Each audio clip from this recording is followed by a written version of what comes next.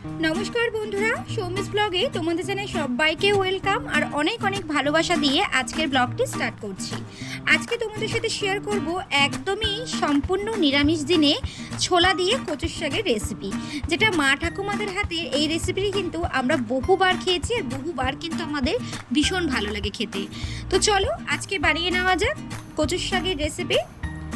তো ফার্স্টে এখানে আমি কচুর শাকগুলো কেটে নিয়েছি। আর তোমরা কচুর শাকগুলো যখন কিনবে একটু লালচে বা একটু সবুজ কালার হলে ওই টাইপের দেখেই কিনবে, এতে করে কিন্তু কচুর শাকটাই ভালো হবে। তো এখানে যখন কচুর শাকটি আমি ছাড়িয়েছিলাম তখন আমি হাতে একটু নুন আর একটু সর্ষের তেল মাখিয়ে নিয়েছিলাম, এতে করে কিন্তু কচুর শাকে কালো দাগটা কিন্তু হাতে লেগে যায় না। এবার আমি গ্যাসে প্রেসার কুকারটা বসিয়ে দেবো আর 3খানা সিটি দেবো, ব্যাস তাহলেই কিন্তু একদমই মোমের মতো গলে যাবে। তো বন্ধুরা, তোমাদের কাছে আমার একটা অনুরোধ রইল, যদি তোমরা আমার চ্যানেলটি এখনও পর্যন্ত কেউ সাবস্ক্রাইব না করে থাকে বলবো প্লিজ সাবস্ক্রাইব করার অনুরোধ রইল। আর আমার আজকের ভিডিওটি তোমাদের ভালো লাগলে অবশ্যই কিন্তু একটা লাইক কমেন্ট শেয়ার করতে কেউ ভুলো না। আর আমার চ্যানেলটি তোমরা যে যেখান থেকে এই ভিডিওটা দেখছো সবাইকে জানাই অসংখ্য ধন্যবাদ। তো দেখো এখানে কিন্তু আমার কচুর শাকটি একদমই সেদ্ধ হয়ে গেছে আর দেখতেই পাচ্ছ কতটা পরিমাণে জল বেরিয়েছে। এবার এই জলগুলো আমি একটা ঝালির সাহায্যে আমি কিন্তু ছেঁকে নেব। এবার আমি একটা হাতের সাহায্যে ভালো করে কিন্তু কচুর শাক থেকে জলগুলো বার করে নেব। কচুর শাক থেকে জলগুলো বার করে নিলে কিন্তু রান্নাটা কিন্তু অনেক তাড়াতাড়ি হয়ে যাবে।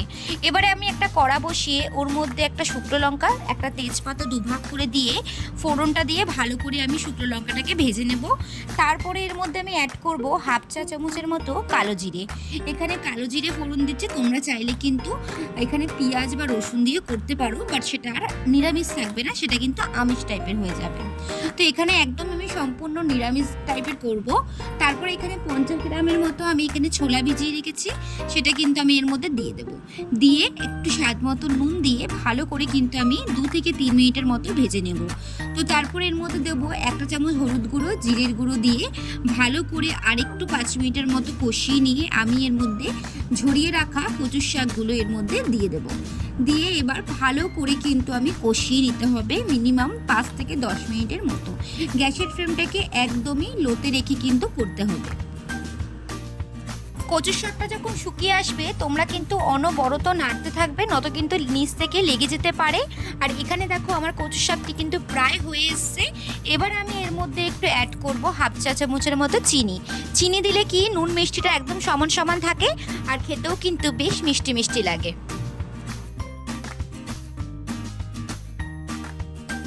আমার কিন্তু এখানে কচুর শাকটি একদম রেডি হয়ে গেছে। তো আজকের ভিডিওটি কেমন লাগলো অবশ্যই কিন্তু লাইক কমেন্ট শেয়ার করে জানিও। ভালো লাগলে ছোট্ট করে একটা শেয়ার করে দিও।